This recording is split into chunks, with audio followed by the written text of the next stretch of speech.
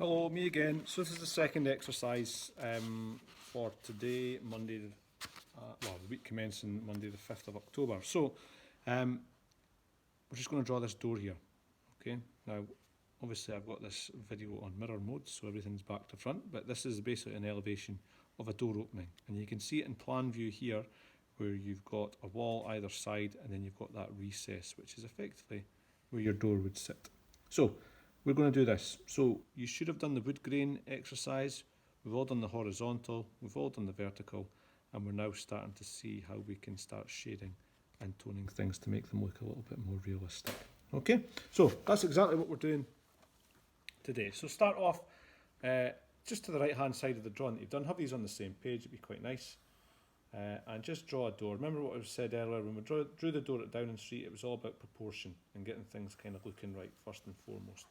So we always start off by drawing the door itself and trying to get that looking right.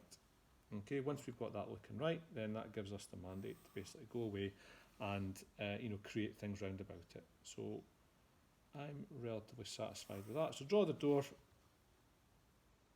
Yeah, well, it's the door opening, as it were. And what you'll notice is that you've just got a really thin frame all the way around that. Okay, so if it helps you just now, you can draw the door in very, very dark and bold at the moment. Like so. And that will give you, again, I'm using my ruler to do this bit, but you can do it freehand if you so wish. And all I'm doing there is just starting off by drawing the door. So you've got a thin, it's what we call the jambs, the door jambs, around the outside, which effectively looks like a bit of a frame. Draw them round and round. And then that should give you a door opening itself. Okay, so the next bit is you'll notice there's brick going at a slight angle, as it were. So again, we can just draw it. You could draw it straight if you want as well. I'm not too fussed. I'm just going to draw it straight because I think it looks a bit better. And we do this exercise in the exact same manner as we done the exercise last week, and that's just by populating that with a range of vertical lines in this case. Okay, I'm doing this freehand, and that just allows me to kind of see things a bit differently without having the ruler in the way. And again, I could be much lighter. I guess it allows me to be just a bit more consistent with getting the bricks right.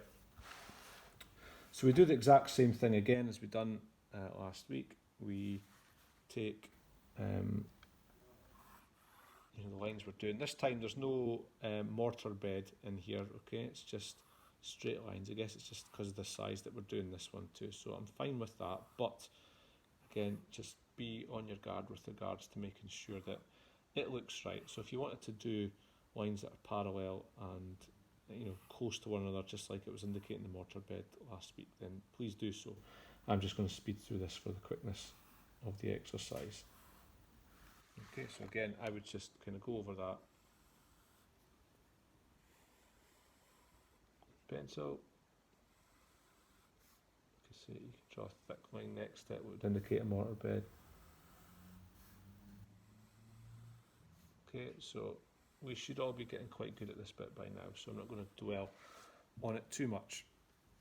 The key to what we're trying to do here is the actual door itself. So I guess you can replicate the door itself by kind of doing exactly how it was all presented to you during the sketching exercises. We were getting the door done, I guess like so. Okay, again, the actual drawing of this bit is not overly important at the moment. What we're trying to do is indicate the sketching and how important the shading and how important that is. So what you'll notice here is that the shadow is cut, in that direction. That's indicating that the sun or the light source is in this area here. Okay, so what you need to do It's just, you know, when you're doing your buildings, you need to make sure that you're consistent with where you're shading, so that, you know, you're showing the shadows are consistently in the one direction. So in this one here, you just take a line across and do exactly what I've done earlier, and just take pencil lines and do things very, very, very lightly. Okay, outline the bit in which you're going to be doing, and it is generally just a case of just drawing your lines really, really close together and consistently going at an angle. Okay, so you can see what I'm doing is hopefully building up that profile.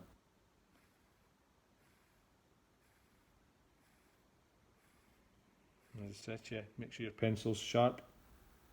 Mine's starting to get a bit blunt, but hopefully you can start seeing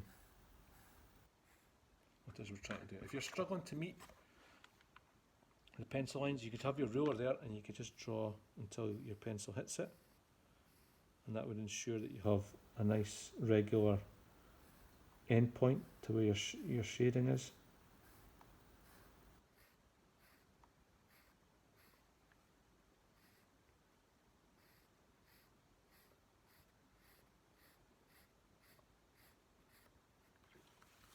And when it comes to it, you just do it from this side as well.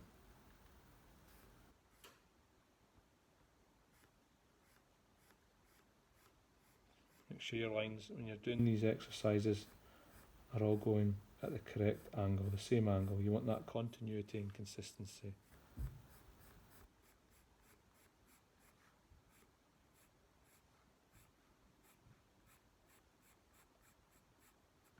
Like so.